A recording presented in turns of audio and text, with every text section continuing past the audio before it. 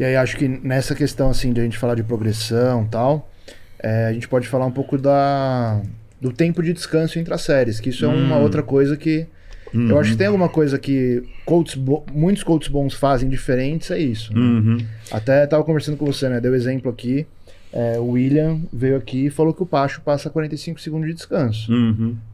Alguém vai falar que o Pacho não entende de treino? Sim. É a metodologia dele. O que a ciência diz sobre o descanso? Cara, o estudo ele tem uma média. Então, pô, para a média populacional, X estratégia foi melhor do que Y estratégia, que é a ideia do intervalo longo, intervalo curto. Para a maioria das pessoas, intervalo curto, intervalo longo acabou sendo um pouquinho melhor. Por exemplo, hoje tem estudos que fazem uma análise individual, cara, que eles começaram a disponibilizar. Eles mostram, ó, no grupo de intervalo curto, teve algumas pessoas que desenvolveram muito, outras que desenvolveram pouco, outras que ficaram na média do grupo, e algumas que desenvolveram muito mais do que o pessoal do intervalo longo. Enquanto o pessoal do intervalo longo teve alguns que desenvolveram poucos e a maioria desenvolveu uma média um pouquinho mais alta.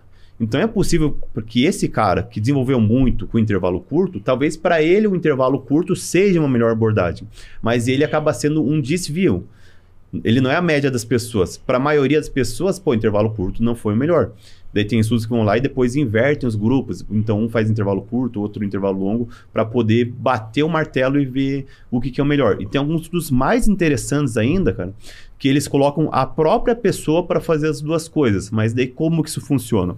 Ó, vamos fazer aqui leg press unilateral. A tua perna direita vai fazer ali com intervalo curto, a tua perna esquerda vai fazer com intervalo longo. Você vai fazer a mesma dieta, é a tua dieta, então a tua resposta ali não vai interferir em nada, cara.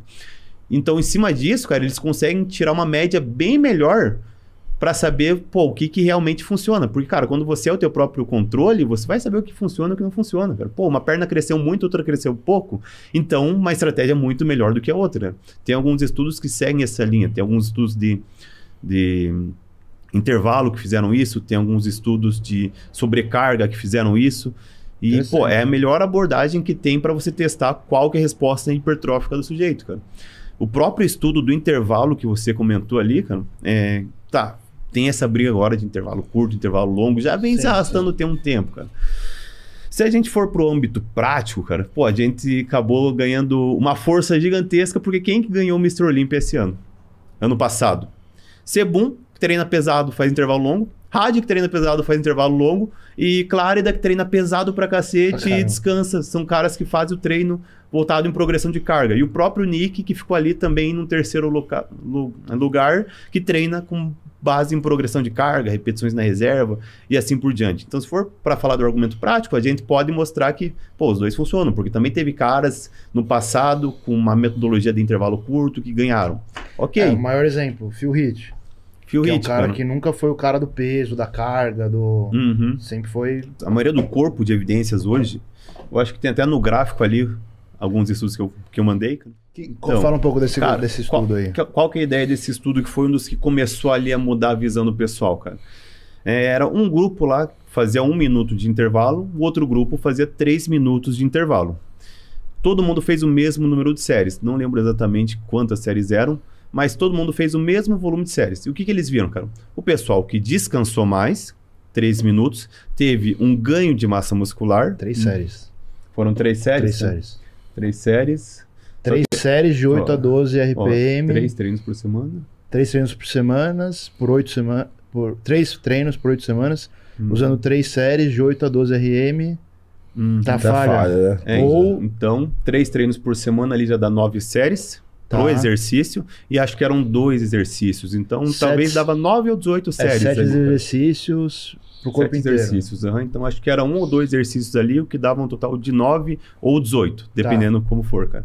E o que eles viram? Que, pô, o intervalo mais longo trouxe um ganho de força muito maior e trouxe uma hipertrofia muito maior, cara. Quando você faz o mesmo número de séries. Isso é um fato, cara. Então, isso já tem vários outros estudos que comprovaram isso daí.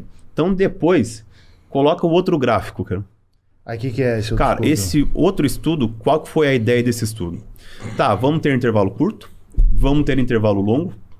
E só antes que eu me esqueça, cara, um dos estudos ali, eles usaram aquela metodologia que eu falei, tipo, uma perna faz isso, outra perna faz aquilo. Legal.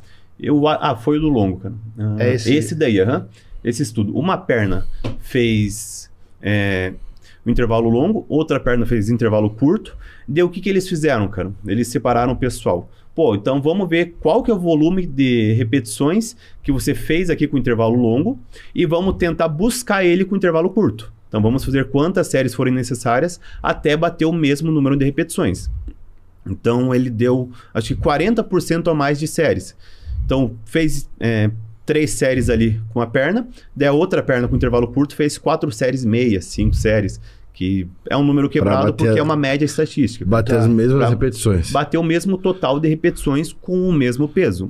Eles equalizaram o que a gente chama de volume load, ou a carga. Eles equalizaram a carga. Daí teve o outro grupo ali que fez o contrário. Descanso curto. Vamos ver quantas repetições saem com descanso curto. E a outra perna vai fazer descanso longo e vamos buscar. Hein? E no descanso longo... O descanso curto fez 3 séries, o descanso curto... Não, contrário. O descanso curto fez 3 séries e o descanso longo fez 2. Nesse outro grupo que equalizou a carga de treinamento em cima do volume do descanso curto. E o que eles viram, cara? Que o resultado equalizou. Quando você equalizou o volume do intervalo longo com intervalo curto, cara, tanto com o volume de intervalo longo ou com o volume de intervalo curto, o resultado foi o mesmo, cara. Esse foi o resultado de ganho de massa muscular. Os 2 gráficos que estão mais para a direita são referentes ao volume do intervalo curto e os 2 gráficos que estão mais para a esquerda é o volume do intervalo longo, cara. Então eles equalizaram a hipertrofia justamente por equalizar o total de repetições. Daí isso que entra naquilo que o Super falou, cara. Quando você sobrecarrega o volume, igual faz o pessoal do Quat, igual faz o outro pessoal, cara, você consegue meio que equalizar um pouquinho a hipertrofia do que se tem com intervalo longo, cara. Então, se consegue ter essa equalização. Só que daí já começa a entrar numa outra parte de ganho de força, de praticidade com o tempo. Porque com intervalo longo, por exemplo, a gente já sabe que ele funciona legal, traz mais ganho de força, você tem muito menos fadiga, você tem uma recuperação melhor entre séries não, entre sessões de treino, porque você tem menos dano muscular também, porque quanto menor o estresse metabólico ali na mesma carga, menor é o dano muscular. Então, quando você tem uma recuperação melhorada, você consegue aumentar a frequência de treino. Então, você vai conseguir treinar mais vezes e sobrecarregar mais ainda o volume. Então... E o volume ele ficaria limitado se usasse só um intervalo curto, porque você não ia recuperar tão bem, então você teria que trabalhar com volume limitado, algo que não acontece quando você usa um intervalo longo. Você usa esse gap de diferença entre recuperação para melhorar o treino. É a mesma coisa da frequência de treinamento. Você pegar ali tudo numa sessão... dá para tirar. Pegar tudo ali, vou fazer... teve um estudo recente que saiu, eu não tenho um gráfico dele aqui. Vou fazer um volume de 18 séries... o estudo foi isso. Um volume de 18 séries. O estudo deu um brasileiro até, obrigado, cara. 2 vezes na semana, ou seja, 2 treinos ali de 9 séries, se não me engano. Ou vou dividir esse volume ali em 3 sessões de treinamento, cara. O que foi visto? A hipertrofia foi muito parecida, mas a tendência de resultado melhor foi quando ele diluiu mais o treino. Porque, quando você faz uma sessão de treino muito longa, cara, você tem muito mais fadiga. Você acaba caindo o tanto de carga que você consegue usar naquele treinamento. Então, o teu volume de treino acaba sendo reduzido, o volume de carga. O grupo que fez 3 vezes ali, treinou mais vezes numa frequência maior, com menos volume por sessão, eles conseguiram trazer uma carga de treinamento maior justamente por respeitar mais a recuperação. Então, eles tiveram mais séries efetivas no treinamento, que é um conceito que o pessoal usa, que wasted sets. Ninja fala muito disso. Você faz muitas séries além daquilo de fadiga lá, você não está tendo um rendimento bom, então tenta diluir.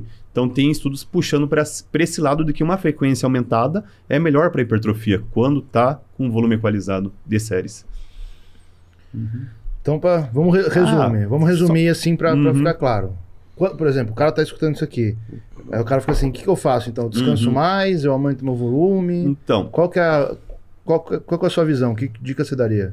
A ideia, cara, é você descansar mais para você ter uma recuperação boa para conseguir aumentar o volume.